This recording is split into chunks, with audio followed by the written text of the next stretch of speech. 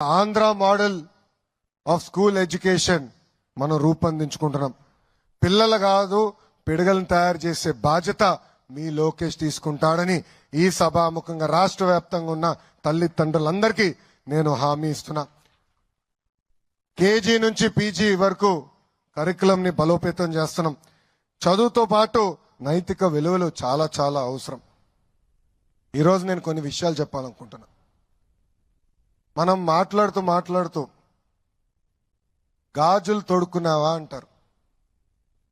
లేదంటే ఇంట్లో ఎవరైనా ఏడుస్తుంటే అమ్మాయిలాగా ఏడవద్దు అంటారు. అది కరెక్ట్ కాదు. అది ఎప్పుడు చెప్పినా నాకు చాలా బాధ కలుగుతుంది. సమాజంలో మార్పు రావాలంటే మన ఇంటి నుంచే ఆ మార్పు మొదలవుతుంది.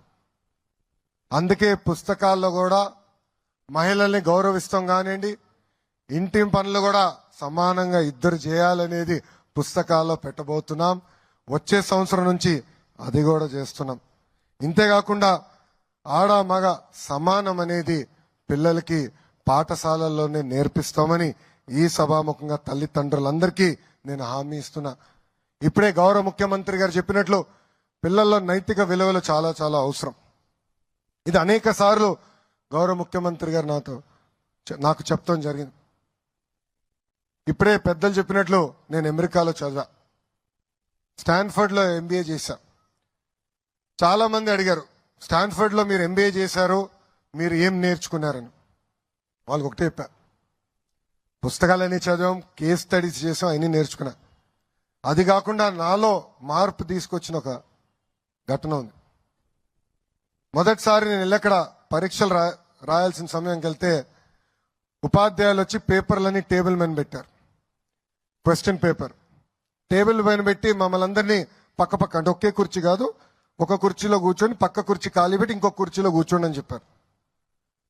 కూర్చున్న తర్వాత ఆయన అందరికీ పేపర్లు ఇచ్చి ఇంకా మీరు ఎగ్జామ్ రాయండి అని చెప్పి ఆయన వెళ్ళిపోయారు. క్లాస్ నుంచి వెళ్ళిపోయారు. స్టాన్ఫర్డ్ లో ఆనర్ కోడ్ అని ఉంది.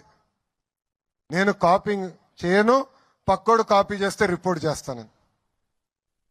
సుమారుగా ఒక 30 ఎగ్జామ్లు రాసుంటా, 30 పరీక్షలు. ఎక్కడ ఒక్క టీచర్ కానీ ఇన్విజిలేటర్ లేరు. అందుకే అంటున్నా, సమాజంలో నైతిక విలువలు చాలా చాలా అవసరం. ప్రత్యేకంగా పిల్లల నుంచే ప్రారంభం అవ్వాలి. దీనికోసం గౌరవ ముఖ్యమంత్రి గారు సలహాదారుగా చాగంటి కోటేశ్వరరావు గారిని నియమించారు. వారి డైరెక్షన్ లో ప్రత్యేక పాఠాలు కూడా త్వరలో రూపొందిస్తున్నాం. దీంట్లో భాగంగా లైఫ్ స్కిల్స్, సివిక్ అవేర్నెస్, ఆటలు పాటలతో పాటు పిల్లల్ని చదివించే బాధ్యత మేము తీసుకుంటున్నాం. ఇంకా విద్యార్థులు సామర్థ్యాన్ని పరీక్షించేదానికి, తెలుసుకునేదానికి డిజిటల్ క్లాస్ రూమ్స్, కేవలం ఏదో టీవీ పెడతాం కాదు, టెక్నాలజీతో జోడించి డిజిటల్ క్లాస్ రూమ్స్ త్వరలోనే ల్యాబ్స్ కూడా ఏర్పాటు చేయబోతున్నాం.